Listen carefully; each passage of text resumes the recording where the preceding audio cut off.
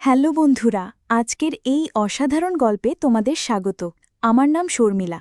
আমার বয়স ২৩ বছর। আমার বাড়িতে আমি, আমার মা বাবা আর বড় ভাই থাকি। আমি এইমাত্র পড়াশোনা শেষ করেছি, কিন্তু এখনও ভবিষ্যতের কোনো পরিকল্পনা করিনি।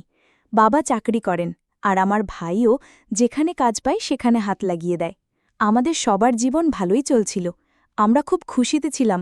কিন্তু এরপর আমার সঙ্গে এমন কিছু ঘটতে চলেছিল যা আমি স্বপ্নেও ভাবিনি। একদিন বাবার দিল্লিতে ট্রান্সফার হয়ে গেল, এজন্য আমাদের বাড়ি ছেড়ে দিল্লি চলে যেতে হলো। এখন আমরা দিল্লিতে একটা ভাড়া বাড়িতে থাকতে শুরু করলাম। আমি ভাবলাম এবার আমিও চাকরি করব, আর বাড়ির লোকদের আর্থিক সাহায্য করব। চাকরির খোঁজে এদিক ওদিক ঘুরলাম, কিন্তু কোথাও কিছু জুটল না। হতাশ হয়ে বাড়ি ফিরে এলাম। বাড়ির লোকেরা আমাকে বোঝালো কোথাও না কোথাও চাকরি জুটে যাবে। একদিন গ্রাম থেকে ফোন এলো, আমার মাসির শরীর খুব খারাপ। এটা শুনে মামা আর ভাই তড়িঘড়ি গ্রামের উদ্দেশ্যে রওনা দিল। বাড়িতে শুধু আমি আর বাবা রয়ে গেলাম। গ্রামে পৌঁছে ভাই ফোন করে জানালো তাদের কমপক্ষে ১৫ দিন লাগবে। আমাকে বলল, তুই বাবার খেয়াল রাখিস। আসলে বাবা প্রতিদিন রাতে ঘুমোতে যাওয়ার আগে মদ খান। মদ খেয়ে তিনি এমন অবস্থায় চলে যান যে কিচ্ছু বোঝেন না। মাঝে মধ্যে তো তাঁর প্যান্টও খুলে যায়, তাই তাঁর দেখাশোনা করতে হয়। একদিন বাবা অফিস থেকে ফিরে বলবেন, শর্মিলা, আমার এক পুরনো বন্ধু আসবে। আমি বুঝাম বাবা এবার মদ খাবার প্ল্যান করছেন। পরদিন বাবার অফিস ছুটি ছিল। আমরা দুজনে খাওয়া দাওয়া করে ঘুমিয়ে পড়লাম। সকালে আমি যখন বাড়ির কাজে ব্যস্ত, তখন দরজার বেল বাজল। দরজা খুলে দেখি ৪০ থেকে ৪৫ বছরের একজন লোক দাঁড়িয়ে। তিনি জিজ্ঞেস করলেন, তুমি কি রাহুলের মেয়ে? আমি হ্যাঁ বললাম। তারপর জিজ্ঞেস করলাম, আপনি কে? তিনি বললেন, আমি তোমার বাবার বন্ধু। আমি বুঝলাম এই সেই লোক যার কথা বাবা কাল বলেছিলেন। আমি তাকে প্রণাম করলাম। তিনি বললেন, খুশি থাকো। তারপর লক্ষ্য করলাম তিনি আমাকে একটু অন্যভাবে দেখছেন, বারবার আমার বুকের দিকে তাকাচ্ছেন। আমি ভাবলাম হয়তো এমনিই দেখছেন, তাই গায়ে লাগালাম না। ঠিক তখনই বাবা এসে পড়লেন, বললেন, স্বাগত। দুজনে দুজনকে জড়িয়ে ধরলেন।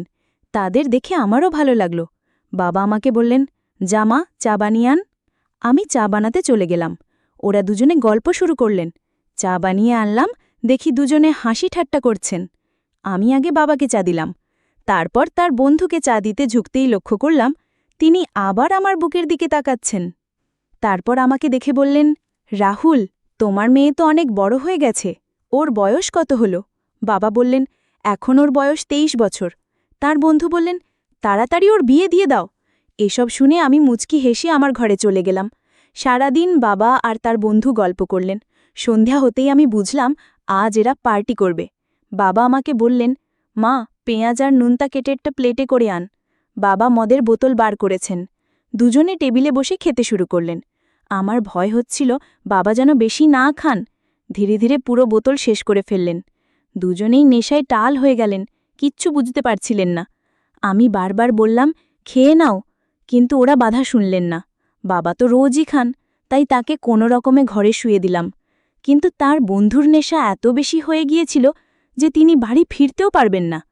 আমি তাকে বাবার সমান মনে করতাম, তাই ভাবলাম আজ একে এখানেই শুয়ে দিই। তাকে ঘরে নিয়ে শোয়ানোর চেষ্টা করলাম, কিন্তু তিনি এত ভারী ছিলেন যে আমার পক্ষে নিয়ন্ত্রণ করা কঠিন হয়ে পড়ল। নেশায় কি যেন বটমট করছিলেন, অনেক চেষ্টা করেও তিনি নড়লেন না। ভাবলাম আরেকবার চেষ্টা করি। অনেক কষ্টে তাকে দাঁড় করালাম। দাঁড় করাতেই তিনি ২ হাত আমার কোমরে রাখলেন। আমি ভাবলাম নেশায় আছেন তাই এমন করছেন, কিন্তু তারপর দেখলাম তিনি হাতটা ধীরে ধীরে নিচে নামিয়ে আমার পিছনে রেখে জোরে চাপ দিতে শুরু করলেন। আমি হঠাৎ তাকে ধাক্কা দিলাম। তিনি পড়ে গিয়ে সোফায় আছড়ে পড়লেন। আমি ভাবলাম নেশায় আছেন তাই এমন করেছেন, তার কিচ্ছু জ্ঞান নেই। আমি ভয় পেয়ে গেলাম।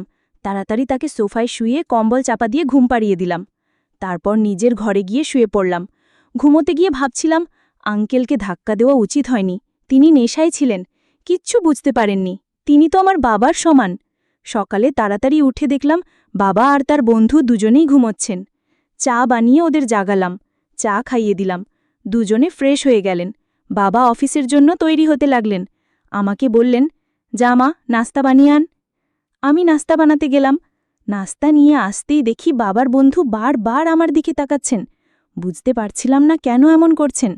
হঠাৎ ভাইয়ের ফোন এলো, বলল মাসির সঙ্গে মায়েরও শরীর খারাপ হয়ে গেছে, আমাদের তাড়াতাড়ি গ্রামে আসতে হবে। আমি বাবাকে বললাম। বাবা বললেন, তুই এখানে থাক, আমি একা গ্রামে যাচ্ছি। আমি বললাম, বাবা আমি একা এখানে কিভাবে থাকব, আমার ভয় করে। বাবা বললেন, আমার এই বন্ধু ছুটিতে এসেছে, ওরও একটা ঘর ভাড়া লাগবে, আমি গ্রাম থেকে ফিরে আসা পর্যন্ত ও এখানে থাকবে। বাবার বন্ধু বললেন, ঠিক আছে। বাবা তাকে বললেন, আমার মেয়ের খেয়াল রেখো। আঙ্কেল বললেন, রাহুল তুমি চিন্তা করো না, আমি তোমার মেয়ের নিজের মেয়ের মতো দেখাশোনা করব। তারপর বাবা গ্রামে চলে গেলেন। বাড়িতে শুধু আমি আর আঙ্কেল রয়ে গেলাম।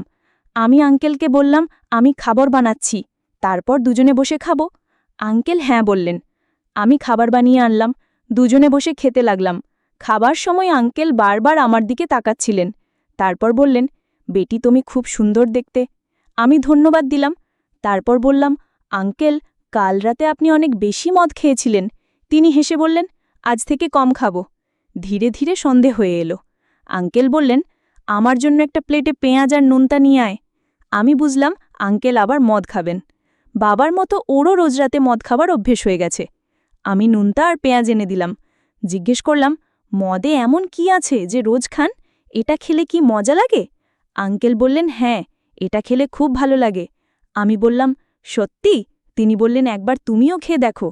আমি আগে অনেকবার না বললাম, না আমি মদ খাবো না, কিন্তু আঙ্কেল খুব জেদ করলেন। শেষে আমি রাজি হয়ে গেলাম। আঙ্কেলের সঙ্গে বসলাম, তিনি আমাকে এক গ্লাস মদ দিলেন। মদ খেতেই আমার মাথা ঘুরতে শুরু করল। আঙ্কেলও খেতে লাগলেন।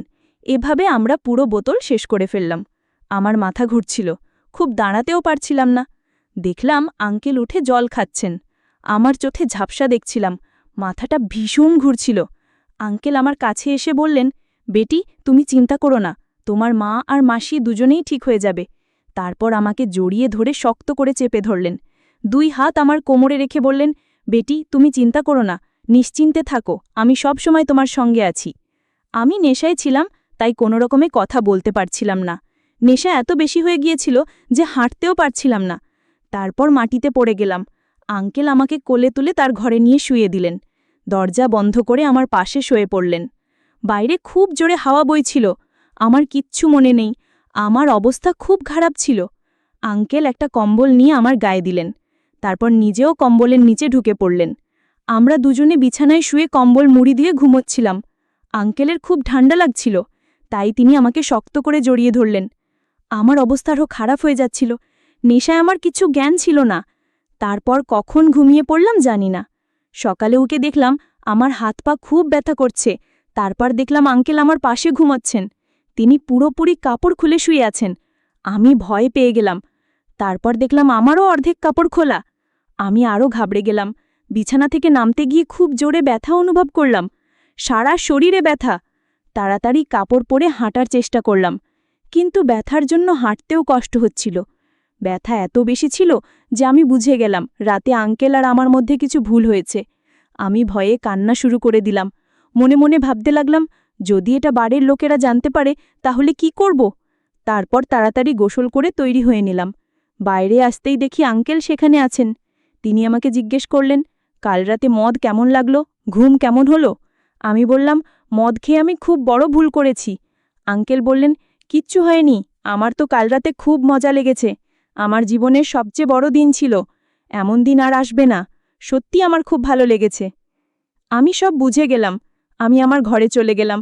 আধা ঘন্টা পর বাবা ফিরে এলেন। বাইরে আসতেই বাবা বললেন, মা আর মাসির শরীর এখন ঠিক আছে। তারপর আঙ্কেলকে জিজ্ঞেস করলেন, আমার মেয়ে তোমাকে বিরক্ত করেনি তো? আঙ্কেল হেসে বললেন, না, ও তো খুব শরীফ আর ভোলাভালা, আমাকে একটুও বিরক্ত করেনি। আমি সব বুঝতে পারছিলাম। আমি ঘরে চলে গেলাম। বাবার বন্ধুও তার বাড়ি চলে গেলেন। আমি বসে বসে ভাবছিলাম, আমার মদ খাওয়া উচিত হয়নি। তারপর ভাবলাম, যা হয়ে গেছে তা হয়ে গেছে, আজ থেকে আর কখনো এমন ভুল করব না। তো বন্ধুরা, এই গল্পটা তোমাদের কেমন লাগলো কমেন্টে জানিও। এমন ভিডিও দেখতে আমাদের চ্যানেলটিকে সাবস্ক্রাইব করে রাখবেন। ধন্যবাদ।